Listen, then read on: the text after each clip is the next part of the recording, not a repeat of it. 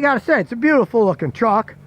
It's fully loaded. It's an FX4 off-road. It's a 5x4 foot bed. When you have these seats in the back, that of course takes up space.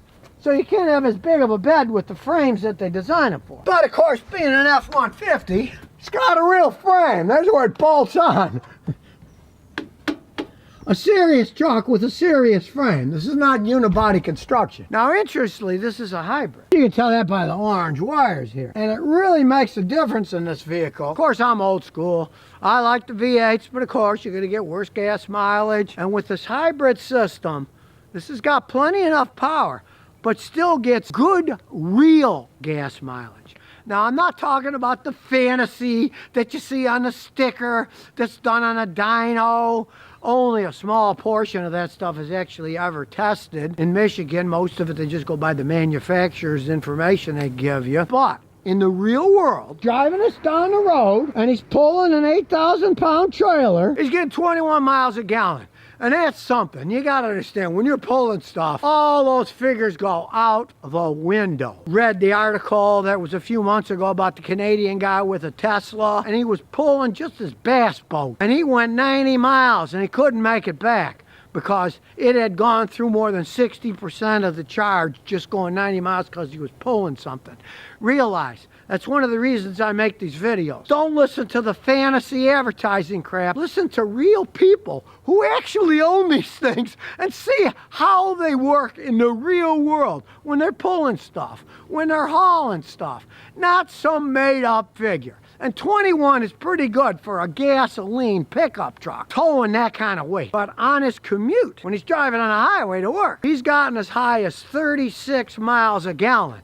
And that's insane on a truck that's as big as this, that's four-wheel drive, that has all this horsepower, because you got the gasoline engine, but you also got the electric traction motor going. Now, if you look closely, you'll notice the floor's a little bit higher. Well, that's because the electric battery pack is under here, and it's liquid cooled. This one here is the cooling for the electric battery. Being liquid cooled, I have yet to see any of these things ever catch on fire in the batteries like a lot of those electric cars do. So basically with this system, you can get the best of both worlds. You're just tootling along on a highway. If you can get 36 miles a gallon on a pickup truck, that's really something. But if you got a tow and he's towing 8,000 pounds, it can do it easily, but it still gets 21 miles a gallon.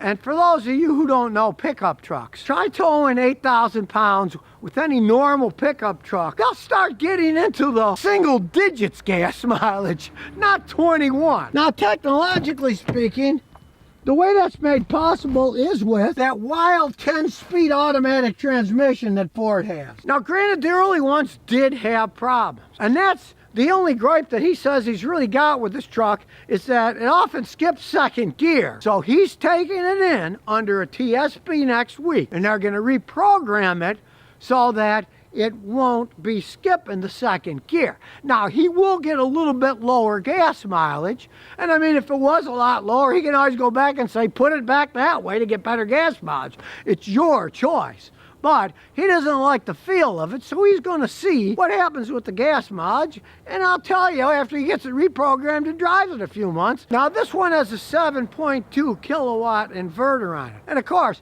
if he wants to use it for construction, hey, no problem. You got a lot of power. You leave that engine running, as long as you got gas in the tank, the sucker's going to be able to power a lot of stuff. That's a big deal for a lot of people.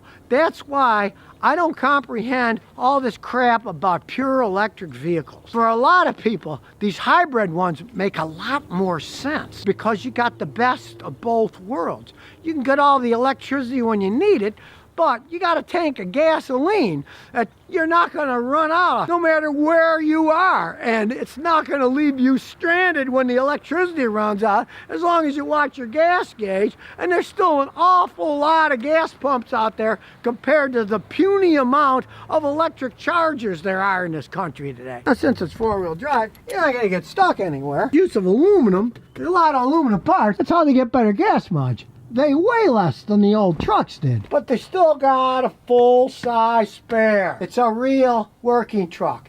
It isn't some joke. As you can see with the orange wiring, that's all high voltage. Now, when you combine the V6 with the hybrid system, the problems that the EcoBoost have in the bigger trucks are they're strained too much if it's just the engine. But when you add the hybrid to it, you put so much less strain on acceleration, these engines generally are going to hold up a lot better than the non-hybrid versions do, especially if you're carrying heavy loads or towing heavy loads. In this case, a hybrid actually makes a lot more sense. Sure, it is complex. As they get old, things can go wrong, but the system's been out for quite some time, that it's not some brand new thing. It's been tried out for quite a while, and they haven't had any particular problems. And as I said, the early engines, yeah, the EcoBoost with no hybrid, yeah, the engines were wearing out faster. I predict that these engines are going to last quite a bit longer than the non-hybrid ones because they have less strain, and that's what you want. When you have a vehicle that you're going to be pulling, towing, you want the least strain possible because you're already straining it by all the weight. So you add more horsepower with hybrid, it only makes sense. Once you're going 60, it really doesn't matter. You're just rolling along, but you got to get up there. You got to pull it up there. And the hybrid system actually is a pretty good idea for that. Take it for a spin. Let's start her up. On all electric, so you don't hear the motor. Camera's all over, so we're not going to run into the lions at the end of the driveway. You can see. Pretty good. We're not going to hit anything. I still like looking around myself, but it makes it a lot easier. And you can see the contrast is quite well. It really does the job. Completely smooth, and of course it's a regular F-150 pickup truck. You're high up in the air. You get a good view. And with what Ford's done to the suspensions of these things, they do ride quite well. Although I do have to say the Ford Maverick that I tried out the other day, which has independent rear suspension on it, it actually rode a little bit better because it's got independent suspension on the back. It didn't have a solid rear axle. But this is classic, and most guys with an F-150, they expect a solid rear axle for long life and power delivery. Got that start-stop stuff. Well, all doing that today. Once you get rolling, the engine turns itself on. But it is using a lot of electric power. We took off on pure electric power. And I felt it there. I agree with him. I don't like that second gear wobble. He's going to get that reprogrammed. And we'll find out later after he drives it a while and gets it reprogrammed how that worked out. Wait till that guy gets out of the way. Now realize we're starting on electric. So 1, 2, 3, go. It switched pretty fast to the power. Hey, this thing's got some get up and go. There's no arguing that. It'll definitely blow some of this fog away. So you can have power when you need it, and if you're just cruising, you got 36 miles a gallon of this thing just cruising one time, and that's impressive for a full-size pickup truck. It certainly has a lot of modern innovations to it, but it still looks, feels, and pretty much drives like a classic F-150. It's got a V8 engine in it. The modern technology like here, it's showing you that the speed limit's 45, so we'll go a little over. Then you know you're going too fast. Well, I got no problems driving into the fog with this thing. I feel pretty secure.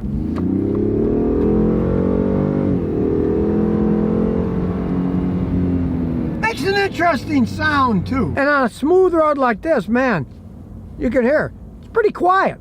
Really smooth. But I have to agree with him on the transmission, because when you take off here, I just felt it. Look, feel that? It's got that little jerky second gear miss there. Let's hope the reprogramming by Ford will fix that, because that is kind of annoying. You spend all this money on a new truck and you get that weird jiggle, shiggle. It just doesn't feel right. Strangely enough, it only does it at low speeds. When you're really floored, it stops doing it. So obviously the software bypasses something when you're really gunning it, because it doesn't do that wiggle between first and second and third gear. It's completely gone when you floor it. It just takes off like a scalded ape. But there's so much technology and computer sensors on this wild 10-speed automatic transmission, it wouldn't surprise me at all that a software correction could make it stop doing that. I gotta say, I was driving like an absolute maniac, and it's still averaging 15.2 over the 5 miles I drove. As comparison, in 2013,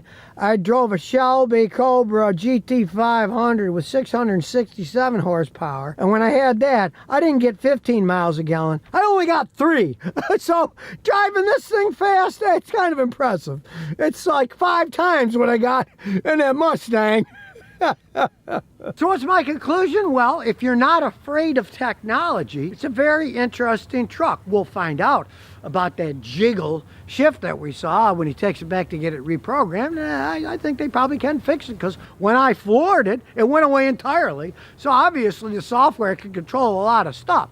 The only thing will be, will that really make his gas mileage go down, or will it not affect it all that much? And I can't see it affecting it all that much, because let's face it, it's first to second to third gear. How long do you drive in those gears? Not that long. What you care about is when you're on the highway. And this thing with that 10-speed, it's got, I believe, 3 overdrive gears in it, which is how it gets such great gas mileage. It's the top end that you care about for gas mileage. You don't spend that much time in first, second, or third gear. So with the power that this has, but enough energy to get decent gas mileage, even pulling heavy loads, then you might be thinking about this hybrid version. Especially if you want to use a lot of electrical power and you live where maybe you got a cabin, you want to hook it up for power, or you live in an area where the electric supply is kind of crappy and you want to plug it into your house. Something to think about if you're going to buy a vehicle. If you want to get into electric vehicles, maybe start with a hybrid and see how that works out, rather than go full electric where everything is dependent on electricity. And if it doesn't work out, well, that's the end of that, and that's the end of your money too. We'll check out this 2019 Ram. We'll get under the hood. It's got a really nice interior, I mean. Black and chrome, my favorite. Dual sunroof. Plenty of room in the back seat. A lot of power, lots of all the things that people generally want. Really comfy back seats though. I gotta say, these back seats are more comfortable than the Fords. And it's a short bed. It's a show truck. But underneath, this is a mild hybrid. And if you're curious about them, here's how it works. A V8 engine, of course. It's a 5.7 liter Hemi, but as you can see, it's got this strange device on the top. Okay? That's the electric motor that helps drive the engine to give it more power. You can see it uses the giant belt to help drive the crank to make it spin faster. Now, unfortunately, that motor's made in Italy, but that's another story. This was Fiat Chrysler when it was made. Even says so. FCA, Fiat Chrysler, on the door, but it was put together in the United States. Now, its all-around gas mileage is about 18. You can see, if you know anything about Ram trucks, that's better than a Hemi is going to get by itself. But of course, it's not phenomenal gas mileage by any stretch of the imagination. One, it's a mild hybrid, just a boost type setup. And two, it's a big, heavy truck with a giant V8 engine. It's going to use up gasoline. Behind the back seat, you really can't access it. There is a hybrid battery that operates that system. This hybrid system has a stop and start like other vehicles, which I can't personally stand, but this is a better system because it's not using a starter motor to stop, start, stop, start. It's using this electric booster motor to spin the engine. It is a better system when it comes to that. They're still, you know, they're not going to get great gas mileage. It doesn't matter what you do to these things. They're going to make an electric one, and then, of course, it gets no gas mileage. It runs on electricity. They try to make comps and all that, but who knows how that's going to pan out. This is kind of like, hey, a little stopgap to get better gas mileage out of a V8 engine and a little bit more power. But really, when you consider the power one of these V8s has in the first place, some of it is a little bit overkill. Now, this motor doesn't create too much horsepower, but it does give 130 pound-feet of extra torque for takeoff. And of course, if you are going to tow, which he doesn't, it can do 12,700 pounds of towing. Electric motors have instant torque. So when you're pulling a load, this makes a big difference. It doesn't change the gas mileage all that much, but it adds a lot of torque. Not all that much horsepower, but really, this thing's got enough horsepower already. You got a boat, you're not going to get stuck on the ramp. Of course, with a V8 engine, you're not going to get stuck on the ramp anyway. So, like I say, some of this is a little technological overkill. Now, he's only got 30,000 miles on this thing, and nothing's broken on it yet. So, we can't talk about the long life of this Italian motor yet. We'll find out as time goes on. But, like I say, it's kind of a little bit of overkill. And that electric motor does have an 80,000 mile warranty on it, so you got 80,000 mile warranty on it. In case it breaks between now and then, they can put another Italian one back in. Just realize this, the hybrid battery replacement is like $2,500, so it's not like your little battery here, which it also has, which costs you 100-something bucks, easy to put it in. No, it costs a lot of money if that hybrid battery goes out. You got to ask yourself, if you're going to buy one, are you going to mess with this mild hybrid, or are you just going to go traditional? And just realize one thing, if you go traditional, it's true for all these Hemi 5.7 V8s. The late model ones like this, they have upgraded horsepower, but they did so by moving the cam. They moved the cam up higher. It used to be the splash of the crankshaft oil splashed on the camshaft lubricated it. If you just idle all the time in these things, it doesn't splash on the new ones because they moved the cam up higher to get more horsepower. Some engineering design. The engineers didn't realize, or maybe they thought they did. They're laughing their asses off. I don't know. Now the crank won't splash all the way to the cam when you're idling, doesn't lubricate it, and then you hear a lot of these Hemis having the Hemi tick. And they got the tick because the cam and the lifters are worn. That's a very expensive replacement. If you own one of these, don't pretend you're one of those policemen sitting having a cup of coffee, idling your engine all day, watching things. Turn it off. Don't do extended idling in one of these. I've got customers with them that never did extended idling. 150, they still don't burn oil. They're quiet, they don't make any noise. But the guys who idle all the time, the engines do get noise and they will wear out faster. So keep that in mind. Don't buy one of these if you're going to idle. If you really got a vehicle and you're going to idle all the time, you're better off buying a diesel anyway. Because the diesels are made to idle all day long. They'll run on hardly any fuel at all. And you'd be much happier with the diesel vehicle if you're going to sit and idle all the time. Let's close the hood and take it for a ride. See, it's got a big screen, a really nice backup camera. I gotta say, it's very realistic looking. It's a nice backup setup. The transmission ship's fine because it's only got 30,000 miles. It's got serious power knockoffs, big old armrest, drink holders. It's well thought out. It does have a very smooth power band. There's no arguing that. And with that extra torque, it'll take off a lot faster. And this is a conventional two-wheel drive truck. He's not even towing with this thing. It's a show truck, so two-wheel drive is fine. Start a little drag strip and we'll see what this boosted system can do with a mild hybrid. On your mark, get set, go! Well, the wheels are spinning. It's got that satisfying V8 noise and plenty of pickup. The cars are whizzing by. Now I can feel that the mild hybrid does give that 130 pound-feet of extra torque on takeoff. It takes off very smoothly. There's no arguing that. There's a lot of technology, like I said, and it is an Italian electric motor. Realize that, but it does work. Man wasn't lying. It's getting 18.1 miles a gallon, even though we're driving like maniacs. Now, prior to this, he had a normal V8 Hemi Ram, and he'd get 15, 16. So he's getting like 2 miles a gallon better gas mileage. It does work, but it's not really the gas mileage, it's the torque that counts. Because of course on the highway, it isn't going to make any difference because you're just driving down the road. It's the acceleration and the deceleration that's going to change. On the highway, you're just running down the road, so it really doesn't make any difference now. Now it shut itself off and turned itself on. You couldn't even feel the difference.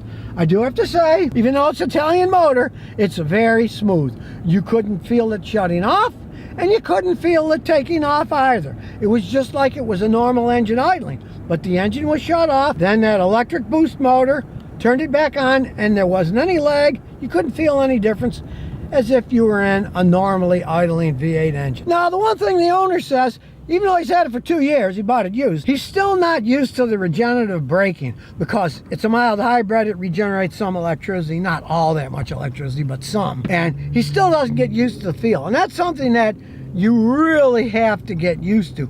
Now, this isn't bad. If you get in a Tesla, a lot of them, you take your foot off the gas, it'll come to a stop by itself. And that freaks me out anytime I get in one and drive one. This isn't like that, but you're still going to get a different feel. You got to get used to that. So the owner, who was originally worried about it turning on, shutting off, and feeling weird, this really, you don't feel it. Now, it's only got 30,000 miles. We don't know what the future will bring with an Italian motor, but as it stands now, he's happy with it. His mother has a Tesla, and he won't drive it because he can't stand those, the way they come to a stop by themselves. He can't get used to it. This, he doesn't mind the engine shutting up, turning on, because it is very smooth. You can't really even tell the difference. Now you know a little bit more about these hybrid systems, the mild hybrid that are in these Rams. Italian motor gives it a lot of torque boost, a little bit better gas mileage. They said it would get 2 to 3 miles a gallon better gas mileage, and it did, because he owned one previously that didn't have it. That was just a regular Hemi V8.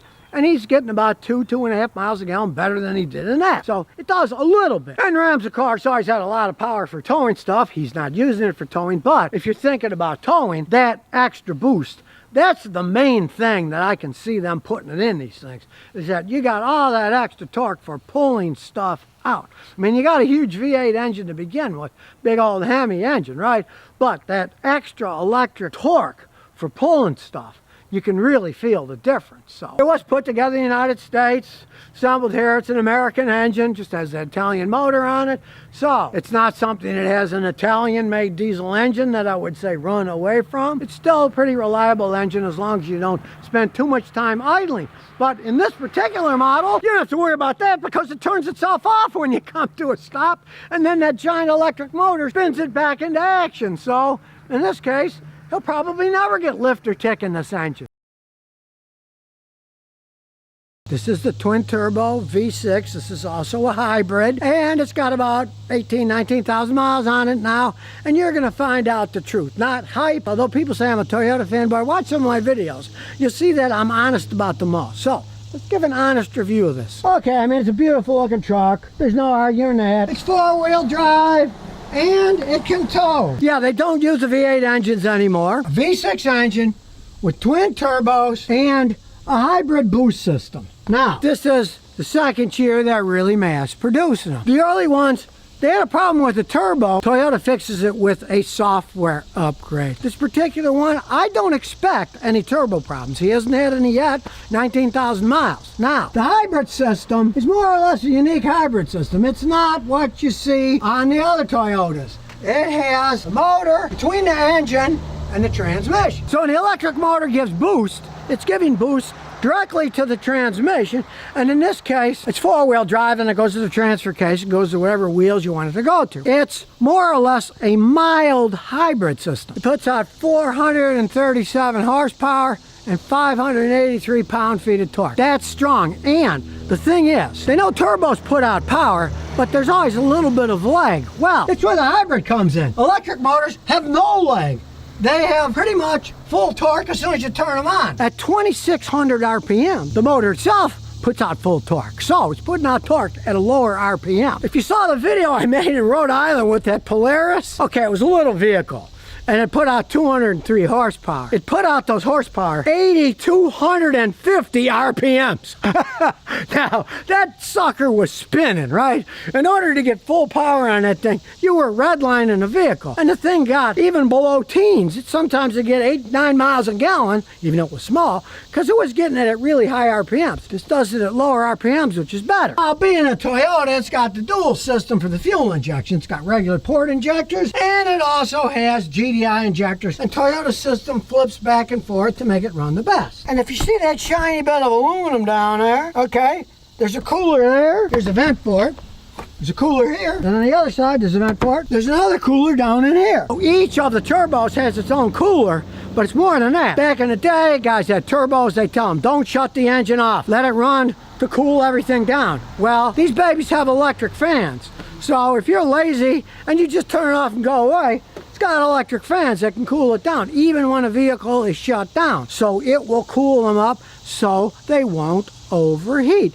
Now, like I said, a lot of people complained about problems with turbochargers in the first model year, but that was more or less a minor wiring and software problem, which they figured out. It wasn't actually the turbos themselves. Now it's got 13-inch disc with dual opposed pistons, so it's got great brakes, but as with all Tundras, it's got one downside: the gas hogs. The guy admits it gets 18 miles a gallon pretty much no matter what he does. So, all this technology, they're not phenomenal. It's a big, heavy vehicle. You're not going to get phenomenal gas mileage. It's just like the Dodges that have little hybrid systems on them. But they're gas hogs too. You get a big, heavy truck, it's going to be a gas hog. So, basically, changing it for gas mileage really didn't do all that much. It's more power and design than it is gas mileage, because you can never get good gas mileage in a gigantic vehicle unless you go full electric, and then it's a completely different ball game. You deal with gigantic batteries and infrastructure that doesn't exist. You know, this has plenty of power, doesn't have the lag. Now, they do make them non-hybrid, but in this case, I don't advise it, because you're lagging in horsepower, you're lagging in torque, you're going to strain the engine even more. Realize the big advantage having a motor built right on the flywheel was you're taking a lot of strain off of your engine when you take off from a stop and when you accelerate. That's what strains an engine, when you take off. Well, the electric motor is taking a lot of that brunt, so it can make the engine actually last longer. It shows Toyota's engineers know what they're doing. Let's take the Corollas, right?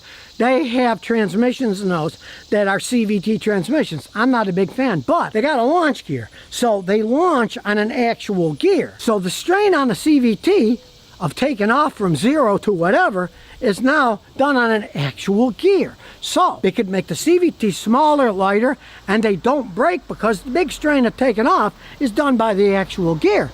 Well, in this case, you're really better off getting a hybrid, because I had customers that bought these without the hybrid and they complained about the power delivery. They'd be happy if they were getting 18 miles a gallon. I had some of them that were getting 12 miles a gallon with the normal one, not the hybrid. In this case, the hybrid is more of a boost system, and hey, we're going to find out when we take it for a road test, but from what I've seen so far, it works pretty good. Now we'll go to the back seat and we'll see how they're well designed. If you remember the one I did on a Dodge, they hid the battery under the passenger seat. You had to take the passenger seat apart to get to it. Well, guess what? The battery's right in here. Easy to get to, easy to replace, easy to check. Now, to me, that's a big deal, especially it should be to you northern boys and gals, because if you have a plug-in hybrid or a full electric car, they generally put the batteries on the bottom of the car. The salt will destroy them over time. They're not perfectly sealed. They got air gaps. Salt gets in there in the winter and it will destroy them. If you drive slow and are cruising very cautiously, you can run on the battery system. But he said the most it's gone is maybe 5 or 6 miles, but he also warned if you step on the gas, then it'll automatically turn the motor back on demand to make it go down the road. This isn't something for driving around as an electric vehicle. You could use it kind of as a toy to sneak up on your friends when you're fishing the last couple miles or something, you know? But it's not a plug-in hybrid by any stretch of the imagination. It's a big vehicle, it's a small battery. As we go under the truck, and what do we see? Check out the suspension. It is not leaf springs. They've joined the 21st century. They also offer an air ride system that's customizable, various settings. This doesn't have it. As it sits now, it's a $60,000 truck. They've really done a lot of changes that people really don't know about. The main thing that I want to see is how the power works, so let's get it down the road. Okay, let's start her up. Wow, check it out, cool screen. Let's do that over again. I like that screen. Got the 14-inch screen. Man, you can see. This isn't some cheesy little screen. You can actually see what's going on behind. There's the mailbox that I often hit, so we'll go the other direction. It'll be safer. That is one screen, and the definition's unbelievable. Now, the transmission is a 10-speed. We're going to just drive it the way it is, but if you want, you can put it in regular, and then you can shift it up or down if you want. But Toyota makes their own transmission, so I don't expect any problems with them. You can see it wasn't lying. It's getting 18 miles a gallon. It has a tow mode plus. I think it's really well thought out, I gotta say. Sport mode, you can see sport mode. There's many modes. Tow mode, eco mode, but we're gonna do sport. And it has standard brake controller for towing. Seems to handle pretty good in the twisties here. It's gonna make a big difference having that suspension not being just old-fashioned leaf spring. This thing rides so much better than my grandson's 2012 Tundra that just has leaf springs on it. Now we're going along here, and I felt those brakes, man, they felt pretty good. Here we go to our little drag race. We'll see how these twin turbos with a little electric motor boost do. On your mark, get set, go!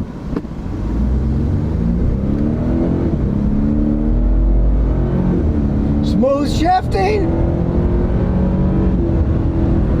Gets up and goes. But I gotta say, I miss the V8. I miss the sound. And the V8 actually does have, I don't know, rating is rating. To me, it's got more torque. It's got more, throws you back in the seat more. Of course, it's not a 10-speed transmission either, like this one. It'd make a big deal of difference. I mean, you step on the gas, we're going 52. You can see, It's going, but not like a V8. I missed the V8. And if you're curious, the hybrid battery is nickel metal. They're not using lithium. It's easier to build. They're not affected by temperature as much. And after all, it's a boost. This isn't a full electric vehicle. All these screens and everything, you can change them around. And if you want to learn about that and more, check out Stephen Welch's channel.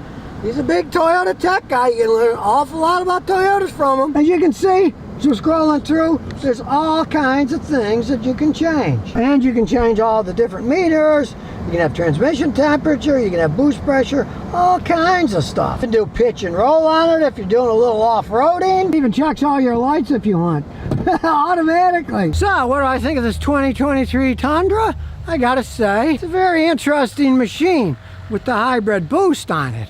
It doesn't have the lag that the non-hybrid one does with the twin turbos. I still like the V8, but that's just me. I like V8 engines. And do realize, even with all this technology, including coolers and special louvers and a little air dam on the bottom that comes down, it still only gets 18 miles a gallon. So, otherwise, hey, I was impressed by it. I like the 10-speed transmission for the power and the combination of the gas mileage that it does get. Because I mean, if you didn't have that 10-speed transmission, you're gonna get a lot worse gas mileage than 18 miles a gallon. Not for you speed freaks, the Governor's out at 107, so it's not a racing truck. And even though it's rated at 19 and 22, he gets 18 no matter what he does. Well, these figures, bleh, and that's not towing anything. You tow anything, the gas mileage is going down, because it does tow 12,000 pounds. And I guarantee you, if you tow 12,000 pounds, you're not even going to get 18 miles a gallon. That's just what it is when you got all that weight. But the torque and the power that it has, I was kind of surprised that it had turbo problems, because Toyota engineers are pretty good. You know, they seem to know what the heck they're doing. But it was just a wiring software problem, and that's fixed, and this one doesn't have any of those problems at all. Now, you know the truth about a brand new Tundra. I would say, if you're thinking about getting one, do this one test. Drive the non-hybrid, then drive the hybrid, then make your decision from then. So if you never want to miss another one of my new car repair videos, remember to ring that bell.